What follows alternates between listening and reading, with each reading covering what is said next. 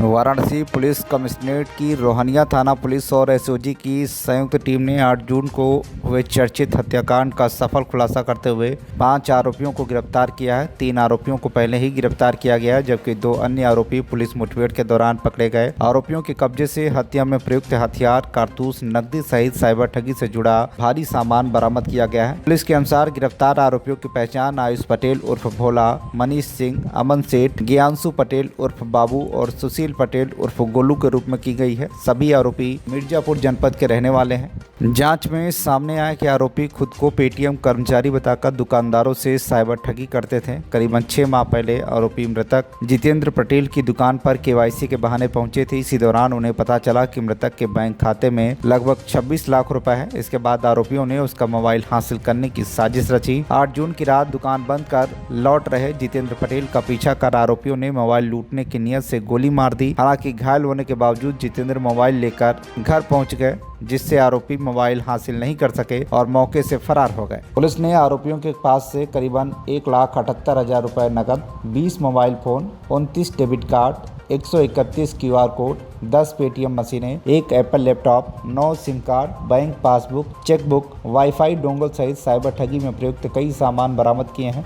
इसके अलावा पिस्टल, तमंचा और खोखा कारतूस भी बरामद हुआ है। 2 रोनिन मोटरसाइकिलें भी बरामद की गई हैं। पुलिस जांच में पता चला कि यह गिरोह वाराणसी के अलावा लखनऊ, कानपुर और चंदौली में पेटीएम कर्मचारी बनकर दुकानदारों से साइबर ठगी करता था। आरोपियों के खिलाफ पहले से IT एक्ट के तहत मुकदमा दर्ज है। समन्वय पोर्टल पर भी कई शिकायतें दर्ज हैं। रोहनिया हत्याकांड के सफल अनावरण पर पुलिस आयुक्त वाराणसी ने पूरी पुलिस टीम को 1 लाख रुपए का पुरस्कार देने की घोषणा की है।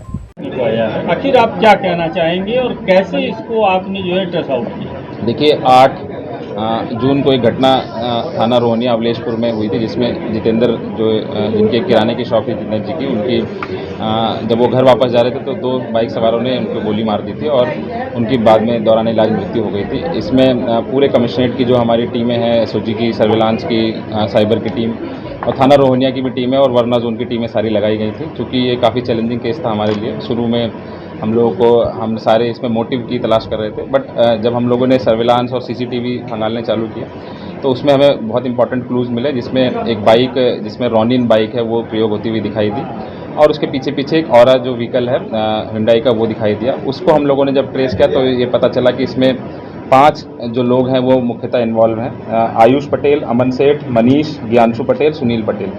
जो 3 व्यक्ति आयुष, अमन और मनीष ये कार में थे और जो बाइक जिन पे थे वो ज्ञानशु बाइक चला रहा था और जो सुशील पटेल और गोलू है वो पीछे बैठ के उसने शूट किया था।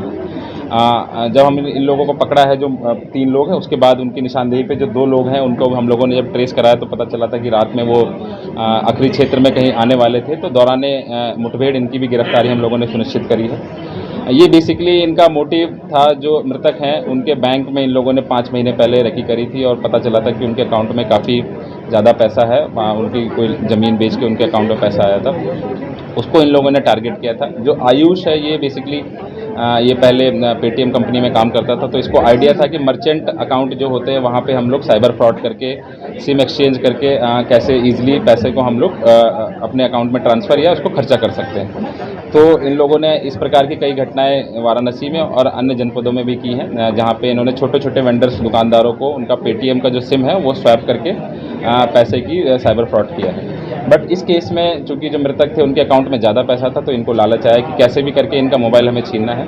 इन लोगों ने प्लानिंग करी और पिस्टल अरेंज किया और 8 तारीख को इस घटना को कारित किया, जिसमें जो जितेंद्र जी हैं उनकी जब गोली लग गई, उनका इलाज कराया गया, बट दुर्भाग्य है कि उनकी मृत्यु हो गई। इनके पास से जब हम लोगों ने रिकवरी करी है वो 1,78,000 रुपये है। ये पता चला है कि इन्होंने वाराणसी में ही एक ज्वेलरी शॉप में भी इस प्रकार की जो साइबर फ्रॉड है उसका किया है, तो वहाँ से ये पैसा उसी क्राइम का ये पैसा है। इनके पास से 18 मोबाइल भी मिले हैं, बहुत सारे चेकबुक, पासबुक, डोंगल और सिम्स भी मिले हैं इलीगल, QR कोड, और जो बेसिकली जो गाड़ी प्रयोग हुई है वो मिली है, वो भी इन्होंने सेकेंड हैंड खरीदी थी किसी से, और एक बाइक जो है रोनिन।